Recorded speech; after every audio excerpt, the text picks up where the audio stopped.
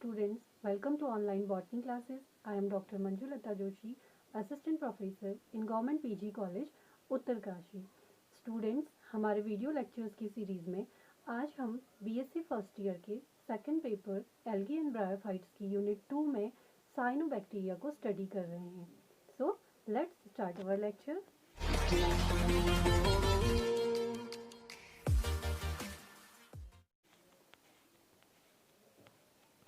सबसे पहले हम साइनोबैक्टीरिया का इवोल्यूशन को देखते हैं.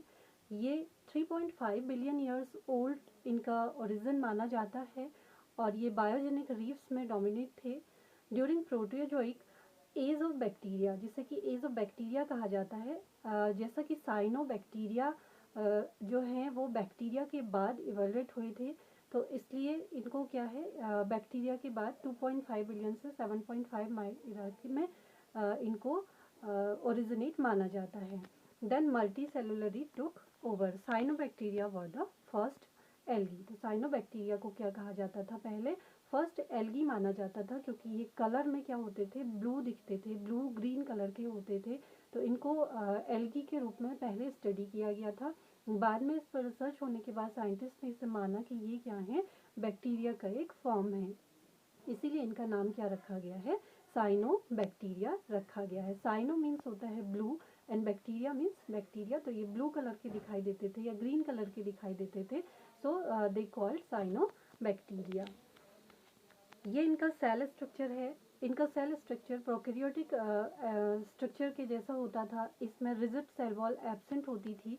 उसकी जगह पर इसमें क्या पाया जाता था, जिलेटिनस कोट पाया जाता था. ये जो जिलेटिनस कोट है ये इस एल्गी को एडवर्स कंडीशन में सर्वाइव करने में भी काफ़ी हेल्पफुल होता है, क्योंकि इसके अंदर वाटर कंटेंट जो होता है वो स्टोर हो जाता है, और जब गैसियस कंडीशन होती है तो उस समय भी क्या होता है, एल्गी जो है सर्वाइव कर सकती है.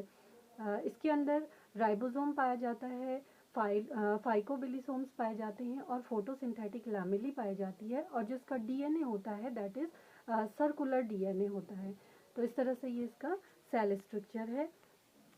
इसमें मेम्ब्रेन बाउंड ऑर्गेनेल्स की क्या होती है, कमी होती है. Chloroplast, mitochondria, endoplasmic reticulum, Golgi body, ये सारे ऑर्गन्स क्या होते हैं, एब्सेंट होते हैं. Thylakoids are not organised, scattered.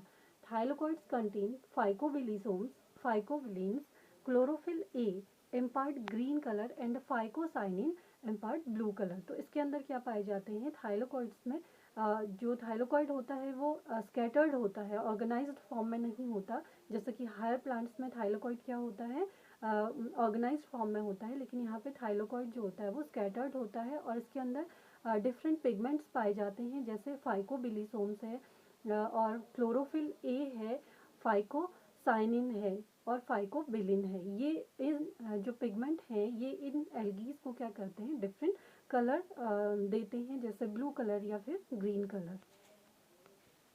Next है डाइवर्सिटी इन साइनोबैक्टीरिया.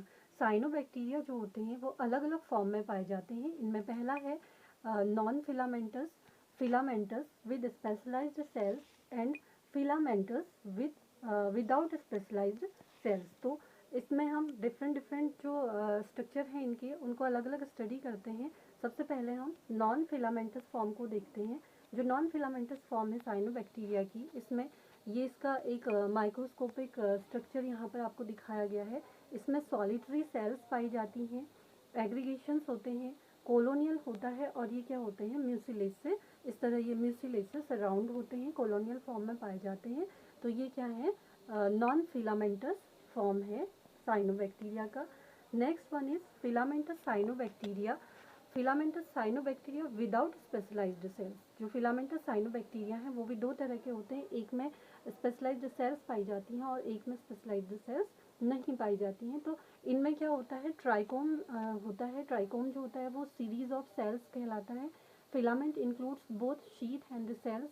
शीथ होती है और सेल होते हैं इसके अंदर. और हार्मोगोनियम होता है. हार्मोगोनियम उसे कहते हैं जो शॉर्ट सेगमेंट होता है फिलामेंट का, जो कि टूटने के बाद एक नए फिलामेंट को फॉर्म करता है, दैट इज कॉल्ड हार्मोगोनियम. तो ये इस तरह से क्या होती है, filamentous cyanobacteria without specialised cells. Next in important one is cyanobacteria with specialised structure या विद स्पेशलाइज्ड सेल्स। तो जो साइनोबैक्टीरिया हैं जिनमें स्पेशलाइज्ड सेल्स पाई जाती हैं, वो सेल्स अलग अलग तरह की होती हैं, जिनको क्या कहा जाता है, एकाइनीट कहा जाता है या फिर हेट्रोसिस्ट कहा जाता है। तो ये काफ़ी इंपॉर्टेंट स्ट्रक्चर होते हैं, इनके इन साइनोबैक्टीरिया के लाइफ साइकिल में भी इंपॉर्टेंट फीचर होते हैं। एकाइनीट क्या होता है, thick walled resistant stage that remain inactive for some time, they germinate to form new filaments. Akinetes जो होते हैं वो थिक वॉल्ड रेसिस्टेंट स्टेज होती हैं, जो कि बाद में क्या करती हैं, फेवरेबल कंडीशन आने पर नए फिलामेंट को जर्मिनेट करती हैं। हेट्रोसिस्ट होते हैं specialised cells for nitrogen fixation. इनके बारे में हम आपको डिटेल में बताएंगे क्योंकि ये काफ़ी इंपॉर्टेंट है, और इसके बाद हम एक और लेक्चर डालेंगे जिसमें कि नॉस्ट्रोक को हम स्टडी करेंगे। नॉस्ट्रोक के अंदर हेट्रोसिस्ट पाए जाते हैं, वहाँ पर इसको हम डिटेल में स्टडी करेंगे। ये जो हेट्रोसिस्ट होते हैं वो नाइट्रोजन फिक्सेशन का काम करते हैं। तो इस तरह से ये साइनोबैक्टीरिया में काफ़ी इंपॉर्टेंट करेक्टरिस्टिक फीचर है हेट्रोसिस्ट का पाया जाना, जिससे कि क्या होता है, एनवायरनमेंट की नाइट्रोजन का ये फिक्सेशन कर देते हैं और कुछ इंपॉर्टेंट क्रॉप्स को ग्रो करने में काफ़ी हेल्पफुल होते हैं as a biofertiliser. Next है साइनोबैक्टीरिया। जैसा मैंने आपको पहले भी बताया था, ये जो है साइनो मीन्स ब्लू ग्रीन है, एल्गी इनको कहा जाता था, और लेकिन इनमें क्या होती है, cell wall, bacterial cell wall पाई जाती है, बैक्टीरियल क्लोरोफिल पाया जाता है। तो इस तरह से इसको क्या बोला जाता था, साइनोबैक्टीरिया कहा जाता है, ब्लू ग्रीन बैक्टीरिया ये कहलाते हैं। और ये जो है प्रोकैरियोटिक बैक्टीरिया के बहुत क्लोज हैं, इसलिए इनको क्या कहा गया, बैक्टीरिया कहा गया था। जैसे पहले भी बताया था कि इसके अंदर क्या होता है, डिफरेंट पिगमेंट्स पाए जाते हैं। तो जो फाइकोसाइनिन है और क्लोरोफिल ए है, इसके कारण क्या होता है, इन एल्गीज को ब्लू और ग्रीन कलर मिलता है। मोनेरा जो किंगडम है उसके अंदर इसको रखा गया है। एक्टिव मूवमेंट इनके अंदर एब्सेंट होता है, ये इसका एक करेक्टरिस्टिक फीचर है। एक्टिव मूवमेंट नहीं पाया जाता, बल्कि इनमें क्या पाया जाता है, ग्लाइडिंग मूवमेंट्स पाए जाते हैं। एक्टिव मूवमेंट क्यों नहीं पाया जाता, क्योंकि इसके अंदर जो सीलिया हैं या फ्लैजिला हैं वो क्या होते हैं, एब्सेंट होते हैं। और ग्लाइडिंग मूवमेंट क्या होता है, ग्लाइडिंग मूवमेंट मीन्स ये क्या करते हैं, जो वाटर करंट है जहाँ पर ये पाए जाएंगे, उस वाटर करंट के साथ साथ बहकर ये क्या करती हैं, इनकी कॉलोनीज जो होती हैं वो एक जगह से दूसरी जगह चली जाती हैं। तो इस तरह का मूवमेंट क्या कहलाता है, ग्लाइडिंग मूवमेंट कहलाता है। नेक्स्ट है जो पिगमेंट, मैंने आपको पहले भी बताया कि फाइको इरिथ्रिन और फाइकोसाइनिन पिगमेंट पाए जाते हैं। फाइको इरिथ्रिन जो पिगमेंट होता है वो इन एल्गीज को कलर देता है, फाइकोसाइनिन भी जो होता है वो ब्लू ग्रीन कलर देता है। इसके अलावा इसमें येलो फाइकोसाइनिन भी पाया जाता है, और इनमें क्या होता है, ग्लाइकोजन का स्टोर होता है, और जो इनकी सेल वॉल होती है वो अमीनो एसिड और शुगर से बनी रहती है। नेक्स्ट इनकी कैटेगरी होती है, ये जो एल्गीज होती हैं, बीजीए जो होते हैं, ये क्या होते हैं, डिफरेंट एनवायरमेंटल कंडीशंस में पाए जाते हैं। जैसे कि इनमें थर्मोफिलिक होता है, थर्मोफिलिक मीन्स जो कि बहुत ज़्यादा हॉट कंडीशन को क्या कर सकते हैं, हॉट कंडीशन में ग्रो कर सकते हैं। तो इस तरह की एल्गी को क्या कहा जाता है, थर्मोफिलिक ब्लू ग्रीन एल्गी कहा जाता है। और इसके जो एग्जाम्पल हैं वो है मेस्टिगोक्लेडस एंड फॉर्मिडियम। अगला है साइक्रोफिलिक बीजीए। साइक्रोफिलिक बीजीए जो होते हैं वो बहुत लो टेम्परेचर को क्या कर सकते हैं, टॉलरेट कर सकते हैं। इसका जो एग्जांपल है वो है नॉस्टॉक कम्युनी, साइजोथ्रिक्स एंड माइक्रोकोलस। जो वेरी लो कंडीशन मीन्स, जैसे कि हम जानते हैं अंटार्कटिक रीजन जो होता है वो क्या है, बहुत ही ज़्यादा कोल्ड क्लाइमेट कहलाता है। तो वहाँ पर क्या है, नॉस्टॉक कम्युनी पाई जाती है, ये एल्गी वहाँ पर मिलती है अंटार्कटिक रीजन में। तो इसलिए ये क्या है, साइक्रोफिलिक बीजीए इनको कहा जाता है। नेक्स्ट है ट्राइकोडेस्मियम इरिथ्रियम।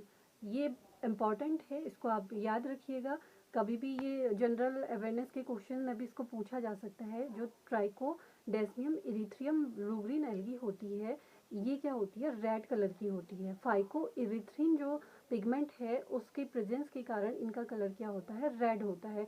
और ये जो एल्गी है वो रेड सी में देखी गई है। अब आप सोचेंगे कि जो रेड सी का कलर है वो लाल किस कारण से होता है, तो वो इसी एल्गी के कारण होता है, जो कि क्या है, ट्राइकोडेस्मियम इरिथ्रियम है। और इसमें क्या होता है, सी फाइको इरिथ्रिन जो पिगमेंट पाया जाता है, जिसके कारण इसका कलर क्या होता है, रेड होता है। तो ये बहुत एबंडेंट स्टेज में क्या है, रेड सी में पाई जाती है, इसलिए इसका कलर क्या है, रेड है। बीजे जो होते हैं वो सबसे सक्सेसफुल ऑर्गेनिज्म हैं, प्रोकैरियोट्स हैं जो अर्थ में पाए जाते हैं। अब कुछ एग्जाम्पल हैं जो कि एमसीक्यूज़ के पॉइंट ऑफ व्यू से इम्पॉर्टेंट है, इसलिए मैंने यहाँ पर इनको दिया है। जैसे कि यूनिसेल्ड बीजीए हैं, इनका एग्जाम्पल है एनासिस्टिस, कैंपिसफॉर्म और साइनोकोकस। जो कॉलोनियल बीजीए हैं, कॉलोनी के फॉर्म में जो पाए जाते हैं, that is microcystis and filamentous BGA. ये इंपॉर्टेंट ब्लू ग्रीन एल्गी की कैटेगरी है, जिसमें नोस्टॉक और एनाविना है। ये क्या है, सिंपल अनब्रांच्ड फिलामेंट बीजीए कहलाते हैं। और हैप्लोसाइफन है और मैस्टिगोक्लेडस है, ये क्या होते हैं, ब्रांच्ड फिलामेंटस बीजीए होते हैं। बीजीए साइक्टोनीमा सोज फॉल्स ब्रांचिंग। अब ये फॉल्स ब्रांचिंग क्या होती है, आप सोचेंगे फॉल्स ब्रांचिंग क्या होता है, तो देखो इस तरह से एल्गी में क्या होती है, ये सेल्स प्रेजेंट होती हैं, एक सेल फिर दूसरी सेल, इस तरह से सेल्स डिफरेंट सेल्स होती हैं। तो इन सेल्स में ही क्या होता है, कुछ आउटग्रोथ निकल आती है बाहर को इस तरह से, तो दैट इज कॉल्ड ब्रांचिंग। ये क्या है, स्यूडो ब्रांचिंग है। एक्चुअल में ये ब्रांच नहीं होती, वही सिंगल सेल बढ़कर क्या हो जाती है, लंबी हो जाती है, तो इसीलिए इसको क्या कहा जाता है, फॉल्स ब्रांचिंग कहा जाता है। तो इसका जो एग्जाम्पल है वो क्या है, साइक्टोनीमा ब्लू ग्रीन एल्गी है। In BGA, a mucilaginous sheath is present outside the cell wall. This mucilaginous sheath absorb water and retain it, hence prevent the BGA from drying. तो BGA जो होती है वो बहुत कम आपने देखी होंगी कि सूखती हुई आपने बहुत कम देखा होगा एल्गी को। तो इसका जो कारण है वो ये है कि इनके बाहर क्या पाई जाती है, म्यूसिलेजिनस शीथ पाई जाती है, जो कि वाटर को क्या कर लेती है, एब्जॉर्ब कर लेती है और अपने आप में बनाए रखती है। तो जिसके कारण ये एल्गी जो होती हैं वो ड्राई नहीं होती हैं। तो जो म्यूसिलेजिनस शीथ है वो क्या है, टेरेस्ट्रियल या जीरोफिटिक हैबिटेट के लिए क्या होती है, मोर प्रोमिनेंट होती हैं। Chlorophyll a is the only chlorophyll that is present in BGA. जो क्लोरोफिल ए है वो क्या होता है, ब्लू ग्रीन एल्गी में पाया जाने वाला मोस्ट इम्पॉर्टेंट पिगमेंट होता है। Some species of BGA when grown under different wavelength of light they change their colour according to the wavelength of light. ये एक इम्पॉर्टेंट पॉइंट है, यहाँ पर इसको आप ध्यान देंगे कि जो बीजीए हैं, ब्लू ग्रीन एल्गीज हैं, इनको अगर हम डिफरेंट लाइट कंडीशंस में ग्रो करते हैं तो ये क्या करती हैं, अलग अलग कलर शो करती हैं। जैसे कि हम जो है जिस कलर की लाइट ब्लू ग्रीन एल्गी को मिलेगी तो वो क्या करेगी, उसको एब्जॉर्ब करने के लिए जो उसके पास बेस्ट पिगमेंट होगा उसको क्या कर लेता है, वो सरफेस पे ले आता है। जैसे कि रेड लाइट को एब्जॉर्ब करने के लिए जो ब्लू पिगमेंट है वो बेस्ट पिगमेंट होता है। तो अगर हम रेड कलर की लाइट में एल्गी को ग्रो करेंगे तो वो हमें किस तरह की दिखाई देती है, ब्लू कलर की दिखाई देती है। तो इस तरह से डिफरेंट वेवलेंथ्स में अगर हम एल्गीज को ग्रो करते हैं रेड या ब्लू कलर की लाइट में, तो उसके कलर्स में क्या हो जाता है, डिफ्रेंशिएशन आता है। ये एक इम्पॉर्टेंट फिनोमिना है, इसे क्या कहा जाता है, गेटको फिनोमिना कहा जाता है या कॉम्प्लीमेंट्री क्रोमेटिड एडेप्टेशन। ये एक इम्पॉर्टेंट टर्म है जो कि आपके किसी भी कॉम्पिटिटिव एग्जाम में भी पूछा जा सकता है। इसको क्या बोलते हैं, कॉम्प्लीमेंट्री क्रोमेटिड एडेप्टेशन कहा जाता है या गेटको फिनोमिना कहा जाता है, जिसमें कि क्या करता है, एल्गी डिफरेंट वेवलेंथ की लाइट के लिए क्या करती है, डिफरेंट कलर को शो करती है। नेक्स्ट है, BGA are only organisms which are capable of performing oxygenic photosynthesis and nitrogen fixate together. ये भी इम्पॉर्टेंट इसका एक फीचर होता है कि ये जो एल्गीज होती हैं वो फोटोसिंथेसिस और नाइट्रोजन फिक्सेशन दोनों ही प्रोसेस को क्या करती हैं, एक साथ शो करती हैं। ये किस तरह से शो करती हैं, देखिए इसमें क्या होता है, जो फोटोसिंथेसिस है उसमें क्या है, डिफरेंट एंजाइम्स की जरूरत, सॉरी नाइट्रोजन फिक्सेशन जो होता है उसके लिए क्या होता है, डिफरेंट एंजाइम्स की ज़रूरत होती है। और फोटोसिंथेसिस में क्या होता है, ऑक्सीजन का ऑक्सीजन जो होती है वो रिलीज होती है। तो इसमें क्या होगा, जो एंजाइम है, नाइट्रोजिनेज है, नाइट्रिक रिडक्टेज है, ये क्या करते हैं, ऑक्सीजन की प्रेजेंस में ये इनएक्टिव हो जाते हैं, इट मीन्स कि ये काम नहीं कर पाते। जबकि फोटोसिंथेसिस में क्या होती है, ऑक्सीजन रिलीज होती है, ऑक्सीजन रिलीज भी हो रही है और जो एंजाइम है वो कुछ ऐसे एंजाइम है जो कि ऑक्सीजन की प्रेजेंस में क्या हो जाएंगे, इनएक्टिव हो जाएंगे। तो ये दोनों ही चीज़ एक साथ कैसे पॉसिबल है, इसको समझने के लिए हम इसका एक स्ट्रक्चर देखते हैं। ये जो स्ट्रक्चर है इसमें क्या देख रहे हैं, आपकी दो अलग अलग तरह की सेल्स यहाँ पे देखने को मिल रही हैं। कुछ सेल्स हैं जो कि छोटी हैं और कुछ सेल्स जो हैं वो बड़े फॉर्म में हैं। तो इसमें क्या है, दो अलग अलग सेल्स हैं जिनको कि फोटोसिंथेटिक सेल्स कहा जाता है और क्या कहा जाता है, हेट्रोसिस्ट कहा जाता है। तो इन्हीं सेल्स की हेल्प से क्या होता है, इस तरह की एल्गीज में दोनों तरह के फंक्शन जो होते हैं वो एक साथ हो जाते हैं। ये भी एक इम्पॉर्टेंट क्वेश्चन है, बेसिक क्वेश्चन है कि जो ब्लू ग्रीन एल्गी है वो नाइट्रोजन फिक्सेशन और फोटोसिंथेसिस दोनों ही साथ कैसे कर लेती हैं, जबकि फोटोसिंथेसिस में जो ऑक्सीजन रिलीज होती है वो नाइट्रोजन फिक्सेशन में जो एंजाइम हेल्पफुल होते हैं उनको क्या कर देती है, इनएक्टिव कर देती है। तो इसका आंसर क्या होगा कि जो नाइट्रोजन फिक्सेशन के लिए सेल्स होती हैं और जो फोटोसिंथेसिस की सेल्स होती हैं वो दोनों ही क्या होती हैं, अलग अलग तरह से यहाँ पे प्रेजेंट होती हैं, इसलिए यहाँ पे दोनों फंक्शन एक साथ हो जाते हैं।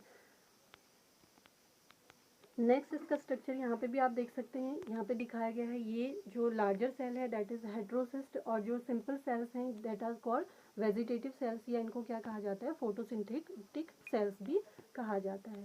जो हेट्रोसिस्ट होते हैं ये काफ़ी इंपॉर्टेंट रोल प्ले करते हैं इन एल्गीज के लिए। ये क्या होते हैं, वेजिटेटिव सेल्स से लार्जर होते हैं, हॉलो लुकिंग होते हैं, थिक वॉल्ड होते हैं और इनमें फोटोसिंथेटिकली ये क्या होते हैं, इनएक्टिव होते हैं। No CO2 fixation and oxygen evolution, तो इसमें क्या है, CO2 का फिक्सेशन और ऑक्सीजन का इवोल्यूशन क्या होता है, नहीं हो पाता है। Formation of heterocyst triggered by molybdenum and low nitrogen. ये एक डायग्रामेटिक रिप्रेजेंटेशन है कि हेट्रोसिस्ट जो होता है, हेट्रोसिस्ट के अंदर नाइट्रोजन का फिक्सेशन किस तरह से होता है। इसे डिटेल में हम बाद में स्टडी करेंगे, जब हम नॉस्टॉक का लेक्चर देखेंगे तो वहाँ पे इसका डिटेल स्टडी हम बताएंगे। आप इस डायग्राम को स्क्रीनशॉट ले सकते हैं और साइनोबैक्टीरिया में अगर इस डायग्राम को आप बनाएंगे तो ये आपके मार्क्स लाने में काफ़ी हेल्पफुल होगा। नेक्स्ट पॉइंट है इनकी, साइनोबैक्टीरिया में जो सेक्सुअल रिप्रोडक्शन होता है वो कम्प्लीटली क्या है, एब्सेंट होता है। But at molecular level genetic recombination are observed in Anacystis nidulans. तो एक एक्सेप्शन है इस एल्गी का कि वैसे तो जनरली क्या है, sexual reproduction blue green algae में एब्सेंट होता है, लेकिन एक एग्जाम्पल है एनासिस्टिस निडुलेंस जिसमें कि क्या होता है, मॉलिकुलर लेवल पे जेनेटिक रिकॉम्बिनेशन देखा गया है। Excessive growth of BGA is known as water blooming. Water blooming एक इम्पॉर्टेंट टर्म है, ये कभी कभी शॉर्ट नोट में भी पूछा जाता है। वाटर ब्लूमिंग किसके कारण हो जाता है, जब साइनोबैक्टीरियाज की क्या हो जाती है, एक्सेसिव ग्रोथ हो जाती है। तो उसके कारण क्या होता है, जो वाटर बॉडी में जो अदर एनिमल होते हैं, अदर प्लांट्स होते हैं, तो उनके रेस्पायरेशन में क्या हो जाती है, ऑब्स्टिकल पैदा कर देते हैं। ये इस टर्म को एन एरोबायोसिस भी कहा जाता है। तो जिसके कारण क्या हो जाता है, उस वाटर बॉडी के जो प्लांट एनिमल्स हैं वो क्या होने लगते हैं, डेड होने लगते हैं। इस टर्म को क्या कहा जाता है, वाटर ब्लूमिंग कहा जाता है। और जो वहाँ का इकोसिस्टम है वो क्या हो जाता है, बैडली अफेक्टेड हो जाता है इन वाटर ब्लूमिंग या इन साइनोबैक्टीरिया के कारण।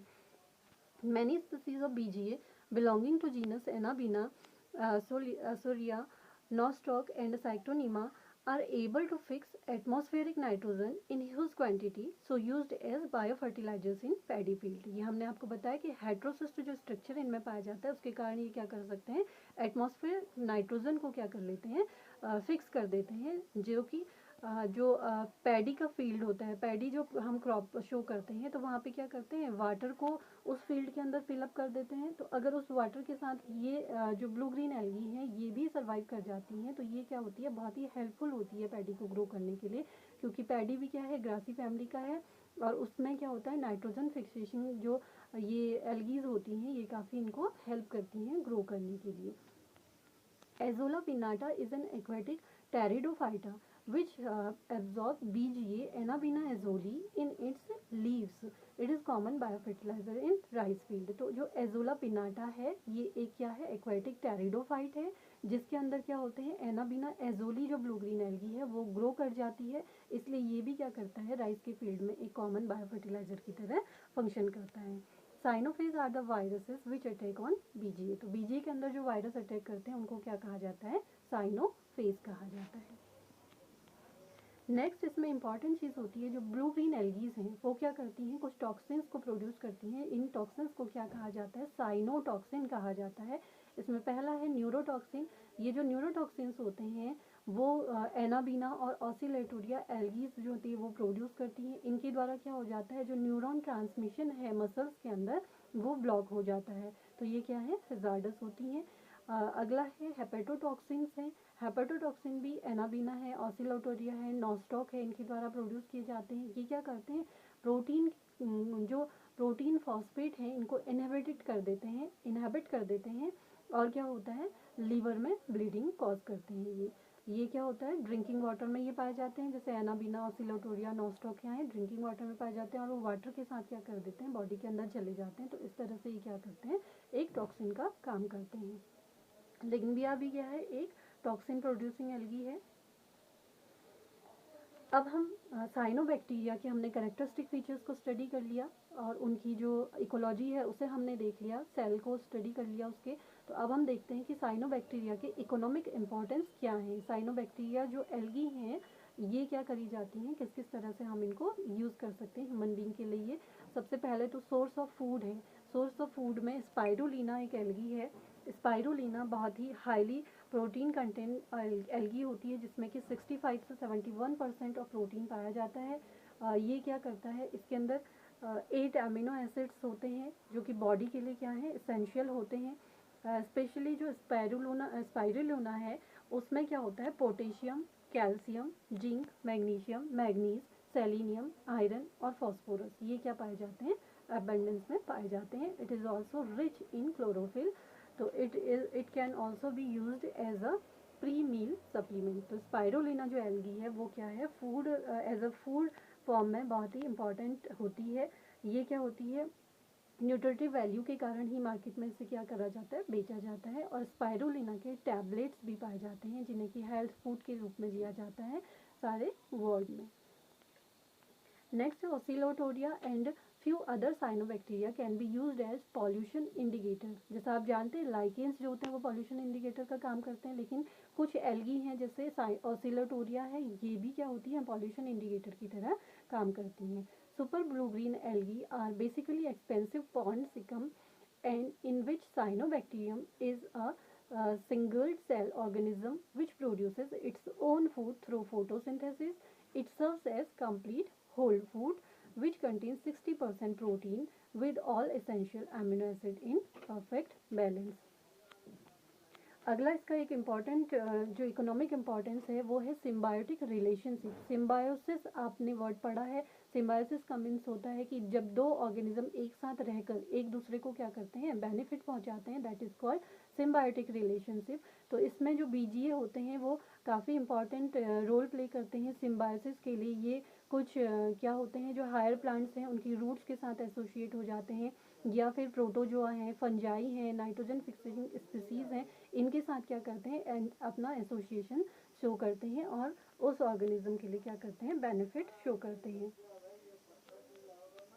यहाँ पर कुछ डायग्राम आपको दिखाया गया है। जैसे सिम्बायोसिस का एक पहले मैंने आपको बताया था, एजोला एक फर्न है जिसके अंदर क्या होता है, एनाबीना जो साइनोबैक्टीरिया है वो ग्रो करता है। और ये क्या है, एक एक्वेटिक फर्न है जिसको कि क्या करते हैं, पैडी के फील्ड में अगर ये ग्रो कर जाता है तो ये क्रॉप को क्या करता है, बेनिफिट शो करता है। इसी तरह से लाइकेंस है, लाइकेंस में एल्गल और फंगल का क्या होता है, कॉम्बिनेशन होता है। सिम्बायोसिस ये दोनों शो करते हैं। और जो हायर प्लांट्स होते हैं, जैसे हायर प्लांट में जो साइकस है, साइकस की जो कोरोलॉइड रूट होती है, कोरोलॉइड रूट में क्या करते हैं, ये जो एल्गी हैं, ब्लू ग्रीन एल्गी है, नॉस्टॉक जो होता है पर्टिकुलरली, ये क्या करता है, साइकस की जो कोरोलॉइड रूट है, इस तरह से यहाँ पे ये माइक्रोस्कोपिक डायग्राम आपको दिखाया गया है, ये साइकस की रूट का टीएस है। तो इसमें क्या दिख रहा है आपको, यहाँ पे ये नॉस्टॉक ग्रो करा हुआ दिख रहा है। तो इस तरह से क्या करते हैं, ये कोरोलॉइड जो रूट्स होती हैं साइकस की, उसके साथ सिम्बायोटिक एसोसिएशन ये नॉस्टॉक जो होता है वो शो करता है और इस प्लांट को हेल्प करता है ग्रो करने में। अब कुछ हेल्थ बेनिफिट्स हैं जो कि इन साइनोबैक्टीरियाज के थ्रू हम देखने को मिलते हैं। जैसे इसमें क्या होता है, जो एक सेकेंडरी मेटाबोलाइट होता है साइनोविन, साइनोविन इनके द्वारा प्रोड्यूस किया जाता है जो कि एंटी एचआईवी एक्टिविटी को शो करता है। Consumption of edible blue green algae may also reduce risk of cataracts and age related muscular degeneration। जो ईडेबल ब्लू ग्रीन एल्गी है इनसे क्या होता है, कैटरेक्ट्स का रिस्क जो होता है वो कम हो जाता है, या मस्कुलर जो डीजेनरेशन हैं उनमें ये क्या करती है, हेल्पफुल होती हैं। Sulphate polysaccharides exhibit anti tumour, anti coagulant, anti mutagenic, anti inflammatory, anti microbial and even antiviral activities against HIV, herpes and hepatitis. तो इस तरह से क्या थे, साइनोबैक्टीरिया के हमने ये क्या करे, कुछ बेनिफिट्स देखे जो कि एज अ फूड या फिर ह्यूमन हेल्थ के लिए किस तरह से ये हेल्पफुल हो सकते हैं। तो आज के इस लेक्चर में हमने साइनोबैक्टीरिया के बारे में स्टडी किया, उसके बारे में सेल के बारे में स्टडी किया, उसकी अकरेंस को स्टडी किया और उसके कुछ इकोनॉमिक इम्पॉर्टेंस को हमने स्टडी किया। आई होप कि इस लेक्चर के द्वारा आपने साइनोबैक्टीरिया को अच्छी तरीके से समझा होगा। Thanks for watching.